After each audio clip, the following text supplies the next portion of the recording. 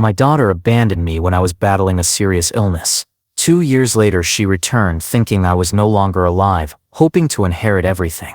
I am 56 years old and 7 months ago, I was diagnosed with colorectal cancer. It was discovered during a routine checkup, and fortunately, it was in the early stages. Despite the doctor's optimistic outlook, I was devastated. No one would be happy to hear that their life is at risk. I came home and told my daughter about it. She was as shocked as I was. I have no one else but her, and she has no one but me. Her mother is alive, but she has long ceased to be a part of our lives. My wife and I separated 14 years ago by mutual agreement.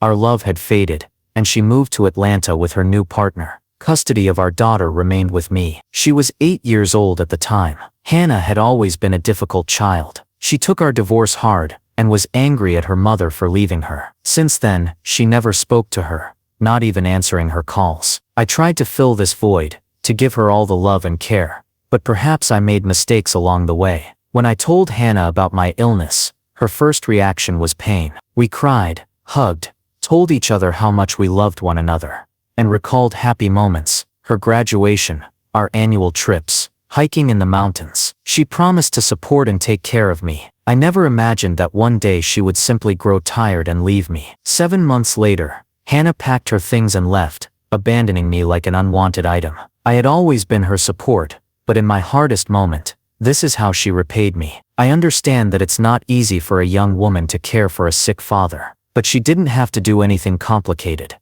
I had a nurse who handled all household matters. All I wanted was for my daughter to simply be there. Doctors advised me to leave my job, or at least reduce my workload, as the treatment was exhausting both physically and mentally. My boss was understanding and told me I could return after I recovered. I resigned to focus entirely on my treatment. Financially, I had no problems. My mortgage had long been paid off. My daughter's education was secured. My savings were enough for several years, and I had assets that I could sell if necessary. I remained optimistic. My doctors supported me, and Hannah drove me to procedures and checkups. But chemotherapy was brutal. After each session, I could barely move. I needed my daughter's help with the simplest things, bringing food, giving me medicine. I even bought a wheelchair, but sometimes transferring into it was a challenge. The treatment drained me not only physically, but also emotionally. I felt so weak, struggling even with basic tasks, eating, taking a few steps, reaching the bathroom.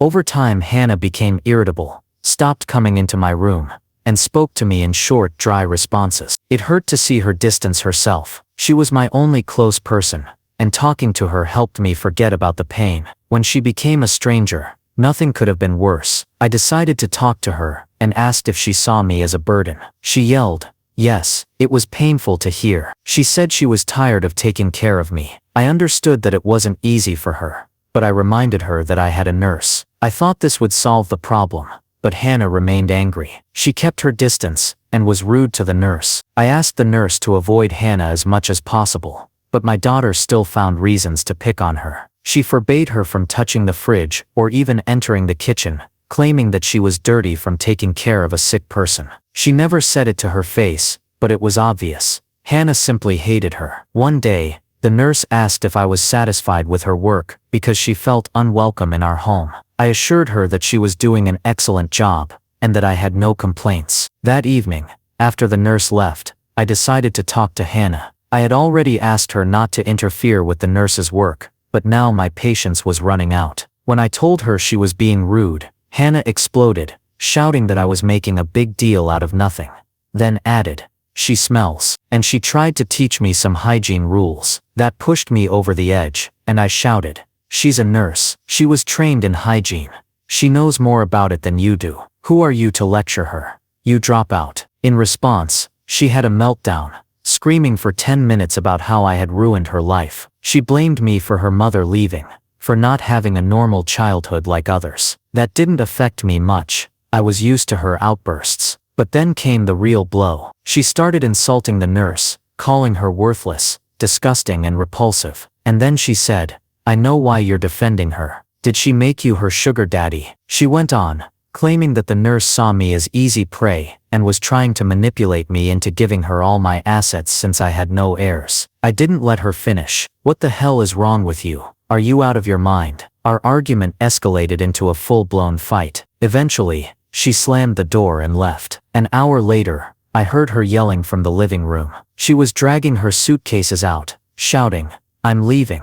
This is better for you anyway. Now you can do whatever you want with your little girlfriend. Spend all your money on her before you die. I don't care, and don't expect me to come back when you're on your deathbed. I won't." I wanted to stop her, but her words shattered me. Tears welled up in my eyes as I sat by the window, watching her shove her suitcases into the trunk and drive away. It has been several weeks since she left, and I feel worthless. I failed as a father. Her words hurt me more than my illness. How could she even think I had a relationship with the nurse? How could she say something like that? I feel like a complete failure. As a husband, as a father, I have no motivation to continue my treatment anymore. Update. Thank you all for your support. I never expected this post to get so much attention. I just needed to vent, to use the internet as a kind of therapy, to somehow escape the loneliness and hopelessness. Every comment means the world to me. Even the smallest kindness is invaluable right now. Thank you. I want to share a little more about Hannah. Some people asked why my 22-year-old daughter was still living with me, and if I had ever taken her to a therapist as a child. Yes,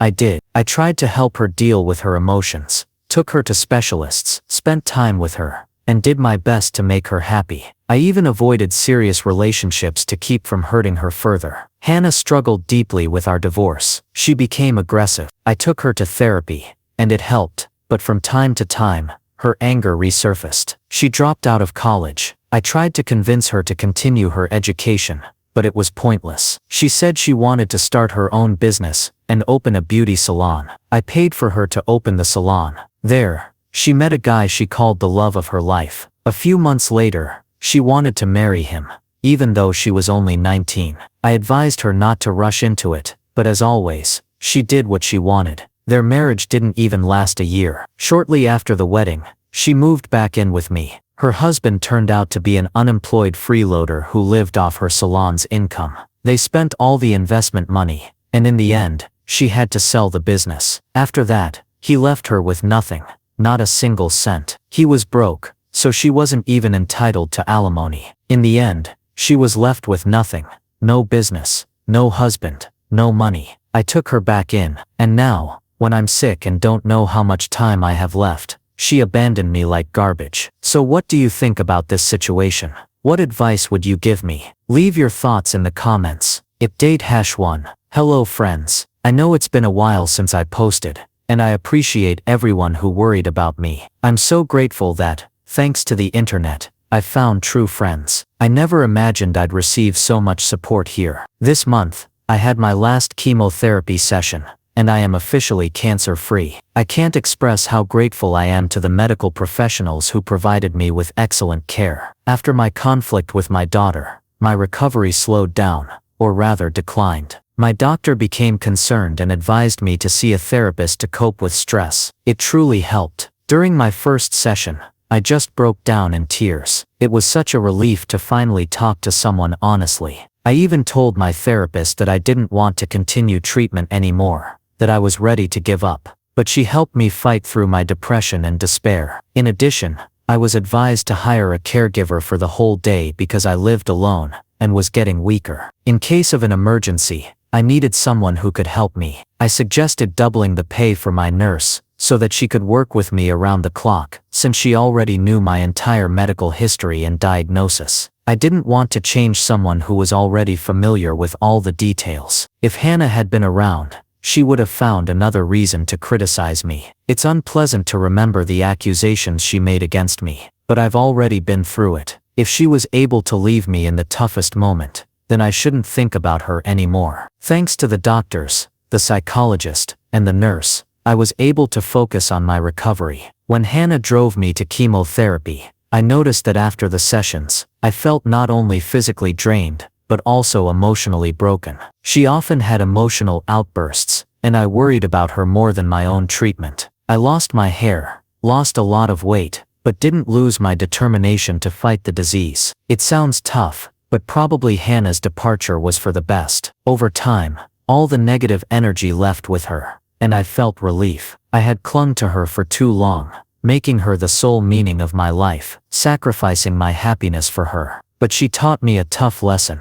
I had gone too far in my parental duties. I let my love and care allow her to use me. I was in a way her punching bag. But now everything is different. It feels so good not to carry that burden anymore. I'm starting a new life. I used to think about returning to work, but now I understand that it's unnecessary. I have enough money to cover all my expenses, and if my finances ever start to run out, I could find a simple job, maybe in a supermarket. But right now, my main priority is to restore my physical condition. I started with walks, and later, I hope to start running once the shortness of breath passes. It's not easy. I still get tired quickly even from simple tasks, but I move forward step by step. The nurse is still with me, but I plan to let her go once I feel strong enough to take care of myself independently. 2 years have passed since I was declared healthy. I spent those 2 years doing what finally brings me joy. I realized that I had never truly lived for myself. My whole life, I worked to provide a good life for my daughter, and in my free time, I dedicated everything to her, trying to replace her mother and avoiding serious relationships. I turned down dates with women, and then felt guilty about it. In the end, I completely stopped trying to form relationships, and all of this was for my daughter. Looking back, I now realize how pointless it was. She grew up, and I still didn't start living for myself. Even after she left, I still worried about how she would react to any changes in my life. She had always lived with me, except for the 10 months she was married, and I knew she wouldn't tolerate even the thought of another woman being in our house. After my recovery, I decided to try dating again. It was awkward. The funniest part was realizing how much the world of dating had changed. Women now use so many new words and expressions that I had to look them up during conversations. After a few unsuccessful dates through apps, I finally met a woman I felt comfortable with. Let's call her Sierra. She is just over 50. Her husband had cheated on her multiple times, and she forgave him every time for the sake of their daughter. But eventually, she left him and raised their child on her own. Now her daughter has grown up and gone to study, and Sierra decided to try finding someone herself. By the way, it was her daughter who insisted she start new relationships. Sometimes, when I listen to her talk about her daughter, I feel a little envious, not in a bad way, just wondering why my daughter never appreciated me in the same way. We dated for about 6-7 months, and then decided to move in together. Some might say it's too fast, but honestly,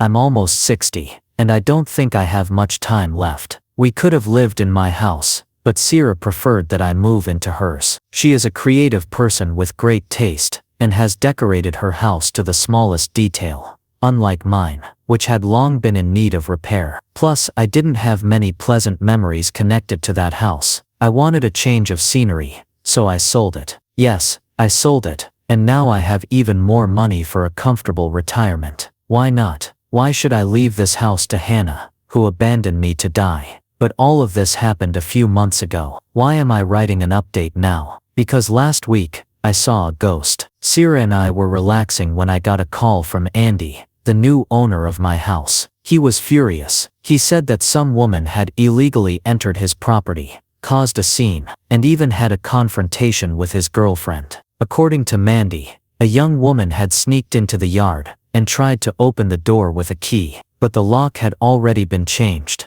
When she couldn't get inside, she started banging on the door furiously. Andy's girlfriend opened it and was upset, asking why the woman was screaming. In response, Hannah started insulting her, claiming that she slept with a dying old man to get this house. Andy's girlfriend was shocked, trying to explain that there was some mistake, but Hannah kept yelling, demanding the house back. Andy wasn't home at the time, but his girlfriend called him in panic. By the time Andy arrived, Hannah was already gone, threatening to return with friends. The next day, Andy called me and described the woman. I immediately realized it was Hannah. He asked if I knew her. I reluctantly admitted she was my daughter. He was furious that I hadn't warned him about potential problems, and demanded I handle it myself, or he'd call the police. I told him to call the cops, if he wanted, and get a restraining order. But then I realized it was my responsibility. I went there the next day and waited.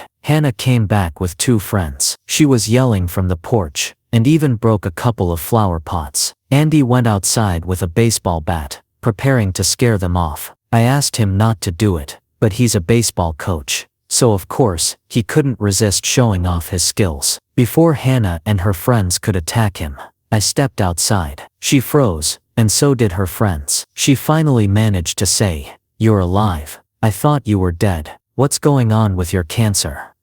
The best part, I would have given up the house for free, just to see the look on her face. Hannah turned pale. Then she looked at Andy and his girlfriend and asked, "Who are they?" Andy replied, "They're the new owners. I sold the house." She arrogantly asked, "Where did you put the money? You're dying, right?" Her words were harsh, but this time, they didn't affect me. On the contrary, I laughed in her face, and since she asked, I said, "I'm going to spend the money on myself. Yes, I'm not sick anymore. And if you're wondering, no, you won't get a penny from me. I retired, and everything I have now, I will spend on myself until the last cent is gone. You can keep thinking your father is dead, like you did for the last 2 years," I said. She started crying, sent her friends home, and told them that now this conversation was between her and her father. Meanwhile, I told Andy I was leaving, and that if Hannah caused another scene, he should call the police and get a restraining order. As I was leaving, Hannah ran after me. "Dad, don't do this. I'm your daughter, your only family. You can't leave me." I smirked and replied, "I can leave you, just like you left me." I got in my car and drove off. Normally I would feel guilty, hurt and sad after such situations, but that day, I felt at peace. I was satisfied, even happy. I think I did the right thing. It was a lesson she needed to learn a long time ago. Thank you for reading and supporting me. I hope none of you ever face such betrayal. Well, this is where this story ends. Leave your opinion in the comments. Personally, I think the situation is somewhat ambiguous. Yes, of course, the daughter is absolutely wrong. Her behavior was completely inappropriate. But still, if I had a house, I don't know what I would have done. Maybe I would have left her a sum of money. Even though the author is clearly in pain, he invested all his time and effort into this daughter, and she treated him so terribly. On the other hand, she did take care of him for some time, around 7 months. She clearly has some psychological issues, and even though he gave her money for a business before, she wasted it. Still, I would have thought carefully about leaving her something or not. Honestly, I probably wouldn't have decided to do it. I understand that my opinion may be contrary to most, but that's just how I feel. Do you agree with me, or not? Leave your thoughts in the comments.